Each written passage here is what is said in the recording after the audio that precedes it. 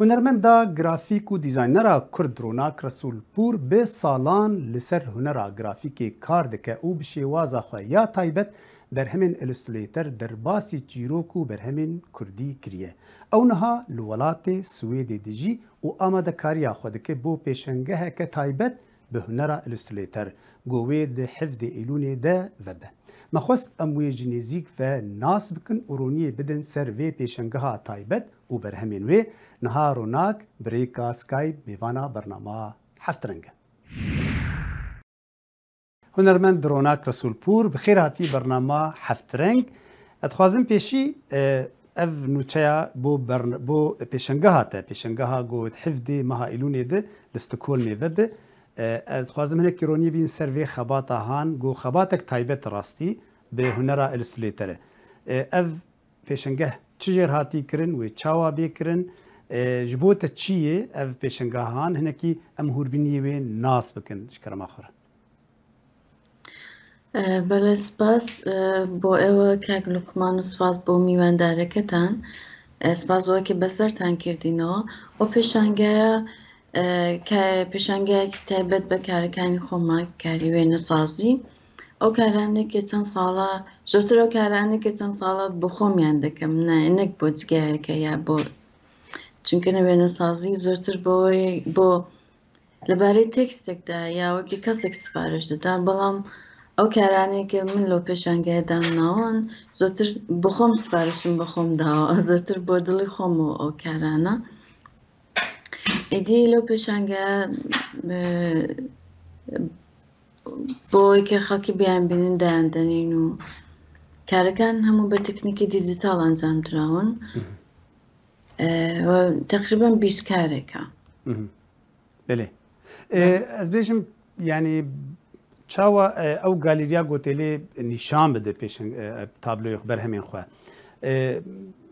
چاوایی چه علیکاری پیشکشی تد کشبر گوت کسک پنابر نهال بیده وجبو وان چاوایی گو هنره که ام بیشن دیجیتاله هنره که نه ام بیشن شیوکاریه به شیوازا کلاسیک تشتکی نوی راستی ده هنره نوجن ده اف دیجیتال هدیدی در باز به جبو وانا چاوایی ام بیشن تچاوا آماده جی کریه یعنی ویل سر کاغذن مزن بین چاپ کرن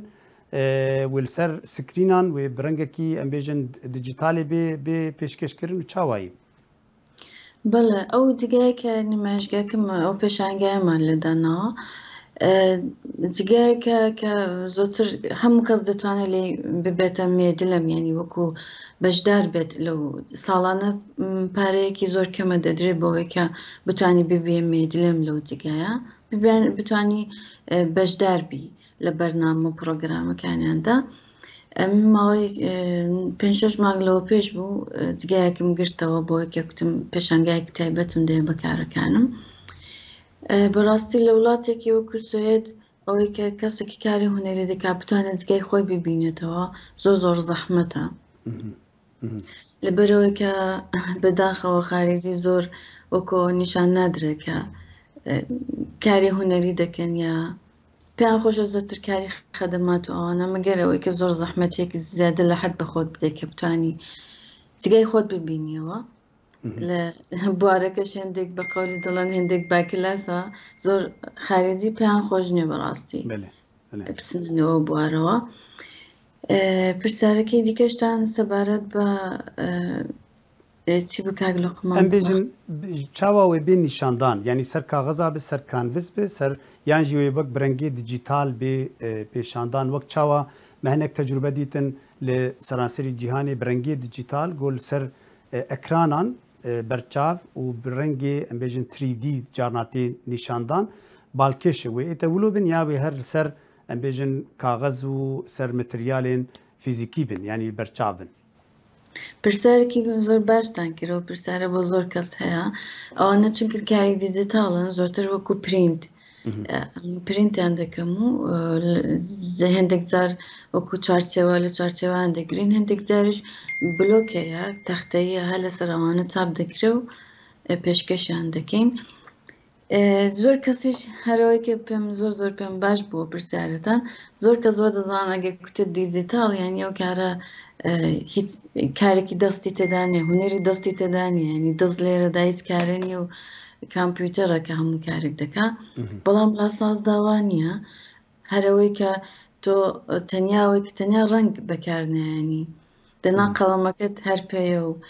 ئەوەی کە بەدەستی خۆت هەردێکێشیەوە و تەنیا ئەوەی کە ڕەنگەکان مەجازین تۆ ڕەنگی مەجازی بەکاردێنی بۆ کارەکەت بەگەوەی کە شتێک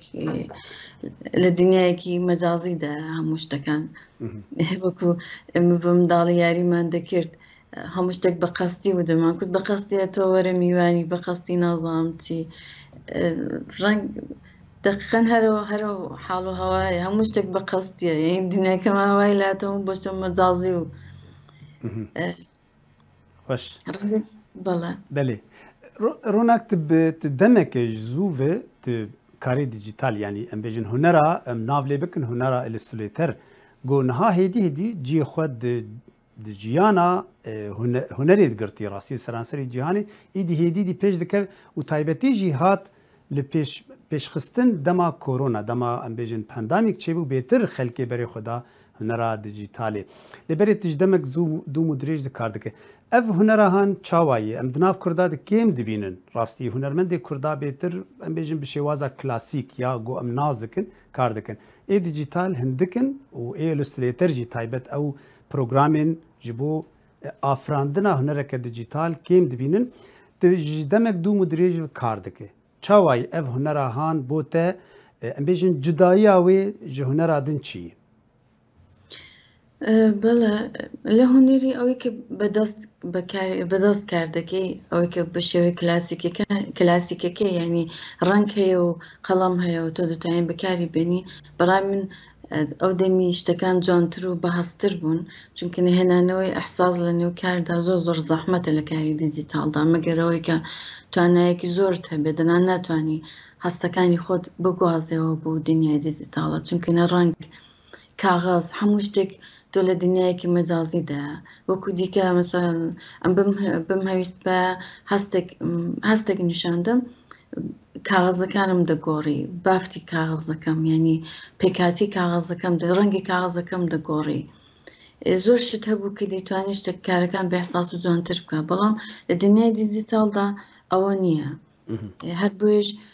گواستنەوەی ئەحساس لەو دنیادا زۆر زەحمەتە و کەسانێک کە کار دەکەن بەڕاستی بە زەحمەت بەڕای من کە بە زەحمەت دەتوان هەستەکانی خۆیان بگواستنەوە بۆ دنیا بەڵام زۆر کەسەوە دەزانن زۆر ئاسانە چونکە دنیایەکی دیجیتاڵە هەموو شتێک ئۆتۆماتیک دەکردرێ هیچی جوان نییە ئەوەی کە هونەرمەندی کورد ناچن بۆچی ناچن بۆ بوارەدا بەڕاستی نازانم ناتوانم جوابی ئەو پرسیارە بە باشی بدەمەوە لە کووردا کورد بەگشتی کورد بۆ هەموو شتێکە درەنگە ئاخرەکانی بەخۆ دەکەوێت شادەوە سەر ئەوەیە ڕۆناک تە تەجریبەنی گەلکی خۆش شێکردن بڕاستی ینی ژمارەك بەرهەمێنتە ناو دەستێمیژیت هەنە ئەو گۆ پرتوکن تەل ئامەدی دیار بکرێتە ژمارەك ji pirtûkan çêkirbû ê zarokan gogelekî taybet bûn rastî alî em bêjin bajarê Amedê hatibû pêşxistin û te jî li ser kar kirbû got berastî balkêş bû çîrokên zaroka bi şêwazeke nû modern û hunereke dijîtal balkêş û ya gelkî balkêş bû got ew tiştên berhemên te durist kirbû te afirandibû te cil û bergên Kurdal wan kirbû yanî te kirbû Kurdî ew tecrüba çawa bû ji bo te ئەو تەجروبەیەکی زۆر خۆش بوو یعنی زۆر دەتوانم بڵم زۆر تەجروبەیەکی بەڕاستی جوان و خۆش بوو هەم ژیان لێ دیار بکرد ئامەد هەم ئەو کارانەی کە لەوێ کردمان بەتایبەت ئەو کتێبانەی کە لەوێ کارم کرد ئەو کتێبانە 21 دانە بوون و هەمووشان چیرۆکەکان بخۆیان فۆلکلۆر بوون فۆلکلۆری کوردی بوون هەر بەشەکانی باکووری کوردستان مثلا هێندێکانی باتمان بوو هێندێکانی لێجێ بوو هێندێکان هی سەرحەد بوو هی هەکاری بوو هەرێکی هی ناوچەی و بەشێک بوون هی ئاکیرێ بوو هەرەوەی کە بەرگی کوردیان لەبەرداوە لە ڕاستیدا چیرۆکەکان بخوان هی ناوچەی کوردەوارەکان بوون نەگەوەی کە من بیان کەمە کورد بخوان تیرۆکان هی و ناوچەی بوون بخۆشم زۆر ئەو تیرۆکان و ئەو کارانم خۆش دەوێ بەڕاستی. بله نها تجربه تو هوال جیانا خو هنرمند سیوان هون هفدوره و گلک کار کری نها هون سوید بجیبونه و گلک دورجی گوارتنه شمهابات حطاني انا استokholm بجيبونه جبوته توكه هنرمندك جن وهنرمندك جو كاري الستريتر وديجيتاليتك زحمتين اف جوهرتنا جغرافيا تشاواي جبوته وتايبت انا بيجن للسويدي ري جبوته فكريه تدبينه باشروج خوش یان زۆر و زەحمەتی وێ هەنە ڕاستەکەی پاش ڕۆژ وای لە هاتۆ بۆ کەسی ئەو کەسانێکی کاری هونەری دەکەن دەبێ بڵام جگای مەترسیە هێندێک بەتایبەت لە وڵاتە ئەوروپایەکان بەتایبەت سوێد نەزانم من وام پێ هەست بکردەوە کە پاشە کە هونەر لێرە پێشوازێکی گەرمی لێ ناکردرێ بەداخەوە لێرە زۆتر بۆ نمونە پێشانگەدا دەنین زۆتر ئەو کەسانێکە دێن پێشانگەکە ببینن کەسانێکی بەتەمەنن کەسانێکن دێن کە تەنیا وەختەکانی خۆیان پڕکەنەوە ئەمن زۆر گەنج نابینم یعنی زۆر بەدەگمەن یەکێک ڕێگای تێ بکەوێ بە زۆری بێ تەنام گەنج نابینم لە پێشانگاکان بێن ببینن ئەوەش بۆ من زۆر هەم سەرنجڕاکێشە هەمەوەی کە زۆر ناخۆشە بەڕاستی ئەوەی کە هونەر لێرە ئاوایە ئەوە لایەنێکێتی لایەنی باشیشی زۆر هەیە ئەڵبەتە بەڵام ئەوەیکەوە پرسیارەوە کردان کە ئێمە لەو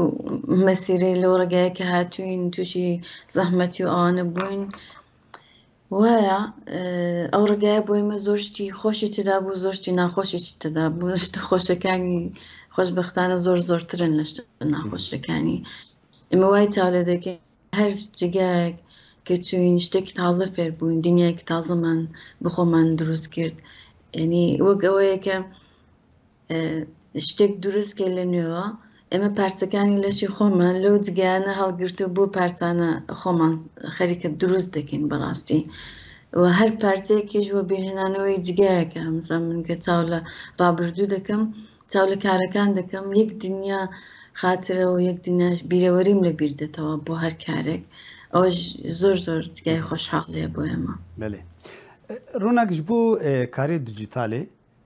ئەم بێژن ji بۆ کووردا çawa me re kar Sûdakê jê bigirin niha tu kar dike rastî te karê te ji ber hemê te gelekî başin te gelek pirtûk jî yani him ji bergê wana him naveroka wan te dîzayn kirî hinek animation jî te çêkirine lê belê em kêm dibînin di ser asta Kurda de em kêm dibînin ew hunera dijîtal gotê keve Sûdakê jê bê wergirtin di berhema Kurdî de çawa me re kar Sûdê ji hunera dijîtal bigire hunera Illustrator gotê keve berhemên nav berhemên Kurdî de نەزانم بەڕاستی جوابی ئەو پرسیارە کاک لوقمان مەبەستانەوەیە کە خەڵکی بتوانن یعنی ئەم بێژن چاوە یەک کار سوودی جێ بگرێ سووداک و ئەم بێژن ji nav xelkên em bêjin wek partiyên siyasî hikûmet dezgehên Kurda Sûdakê jê bigirin weşanxaneyên Kurda di nav film û taybetî jî filmên zaroka animation em tiştekî wilo nabînin li ser asta Kurdî yanî aliyê ragihandinê de partiyên siyasî de hikûmet yan dezgehên Kurda em wan tiştana nabînin em kesa kes dibînin weke take kes wek te niha tu bi serê xwe kar dike çawa kare ev hunerahan derbasî nav civakê bibe nav hunerê bibe yani bi beşek ji hunera Kurdî û karibe berhemeke ciwan û xweşik biafirîne بەداخەوە وایە ڕاستە هیچ دەستگایەک هیچ لایەنێکی حکوومەت گرنگی نەدراوە بە منداڵ و بەژن بەتایبەت بە منداڵ و بەژن وەشتی دیکەیان بۆ گرنگترە هیچ هەست پێ ناکەن کە ئەو دوانن کە دەتوانن بەڕاستی دەتوانن نەتەوە سازکەن منداڵ و ژن بەداخەوە هیچ گرنگیان نەدراوەتێ و زۆریش نۆرماڵی دیە کە وەختە گرنگی پێ نەدرێ کاریشی بۆ ناکرێ و بۆشی گرنگ نییە بۆ نمونە من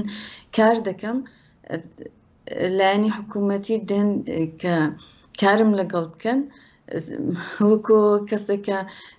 دەیهەوێ مەسەڵەن خێرێک بکە زۆر تاکید دەکەن کە پارەیان نییە و کە نازانم وازان خراپە و ئەمن وەکو کوردێک دەبێ وەختی خۆم دانم و کار بکەم و هیچیشم لایەن نەوێ چونکە من کوردم ئەوە وەزیفەی منە بەداخەوە هیچ گرنگی پێ نادەن و ئەگەر دەشان هەوێ کارێکیان بۆ بکرێت دایان هەوێ بەبێ ئەوەی کە چۆن بڵم حەقەکەی بدەن کارێکیان بۆ کارەش دەبێ حەقی خۆم وەرگرم زۆر ناخۆشە تو هەر جارە دەبێەوە تکرارکەی و هەر جارە دەبێ باسە بکەی کەس بە حەقی توی نازانێ ئەو شتە ئەوە دەبێت زۆرتر لەسەری بڕۆی ئەوە زۆر ناخۆشە بۆ ئینسان بۆ کەسێک کە کاری هونەری دەکا بەڕاستی کەسێکی کار لەسەر چی ئەحساس و ڕۆحی دەکا زۆر ناخۆشە باسکردنەوەی هەموو جارە ئەو شتانە ئەم بێژن ئالیێ ئەوروپیدە یانجی وڵاتێن بیانیدە ئەو چاوات بینن ینی کارن تو هێویت بینە و ئالی کار بن بتەڕێ وەکە کەسەکە هونەرمەند تو بەرهەمی خۆ پێشکەش بکە یانجی شێوازە بەرهەمی خۆ بگەڕینێ داگۆ ئەو وڵاتاناتە قبول بکەن ئەوانە کارکردن لە وڵاتانی دەرەوە بۆ کوردێک بۆ وەکو من کە ئەمە درەنگە بەڕاستیەوەی کە هاتوون بۆ ئێرە کەمێک درەنگە ئەوڕۆکە زەمانی دەوێت ئەوەی کە بچێنەوە و کۆمەلگایەوە بە جوورێک کار لەگەڵ ئەوان بکەی بە دڵنیاوە کار لەگەڵ ئەوان خۆشترە چونکە ناوان هەندێک حەقەکە هیچ پێویست ناکە زۆر باسی بکەیت پێویست ناکە ڕوون بکەیەوە پێویست ناکە لەسەر زۆر شت بڕۆی ئەوانە بخۆیان زۆر شت دەزانن بەڵام وارد بوون چونە نێو ئەو دنیاە و ئەو فەزای کاری ئەوان کاتی دەوێت زەمان بەرە بەداخەوە زۆری کات دەوێت ئەم بە دڵنیانەوەم پێم خۆشە لەگەڵ کوردەکان کار بکەم بەڵام کاتێک کە دەبینم نها پشتی ئەف پێشەنگە هاتە ئەم بێژن چ پرۆژەی دن هەنە یعنی تو کەسێک ڕاستی بێژن ینی کەسێک گۆتە ناس ناکە توازم بدن تو کەسێک گەلک چالاکی ینی تو هەر جار تشتێن نوتینە بەرچاوان تشتێن گەلکی باڵکێش پۆستەرین تە ji بۆ ڕۆژا ژنی ji بۆ نەورۆزی gelek cara belad bin yanî bi hezarê xelkê bar vedikin belkî te nas nakin gelek bes ew berhem berhemên tenî ciwanin û taybetî jî ew hestê Kurdî têde ye niha çil pêşa te heye piştî ev pêşengeha han em bêjin projê te hinekî dijmer bide berçava bele em li ser animationê kar dikim li mêja wadim heve چونکە کەمێک بەهیوا بووم لە کاناڵە کوردەکان لەو سوزام لەو کار بەدەستان لەو کەسانێکی کاریان بەدەستە هی کوردان جۆرێک دڵنیام کە ئەوان بۆ کارە ناشن و بۆ خۆمان قرارە کاناڵێک دانین هەر بۆ بڵاوکردنەوەی و بەرهەمانە هەندێک کاری ئەنیمێشنە من جارە خەریکم خەریکی فیلم نامۆشتەکەین و خەریکین کاری لەسەر دەکەین ئەو مەرحەلەی وێنە سازەکەی تەواو بووە وێنەوە بەکڕ خۆش gelek spas em spasiyate dikin ser ev berhemên ciwan got pêşkêş dike destxweşiyê din te karê te berhemê te û birastî jî ez kesek gelekî karê te çopînim û hez dikim ji wî karê got dike karekî balkêş e taybetmendiyek wê heye û hêvî dikim got ewana bela bibin bêtir em tiştê berhemên ciwan bibînin di nav civata me de û civata kesê biyanî de jî got ew mafên te wek hunermend وەکو دیزاینەر وەکو ئافرەتێکە کورد ژنێکە کورد گۆڤان خەباتێن جوان دەکە gelek spas hunermenda me ya hêja Ronak Resulpûr بۆ vê derfetê gotibû mêvana bernamê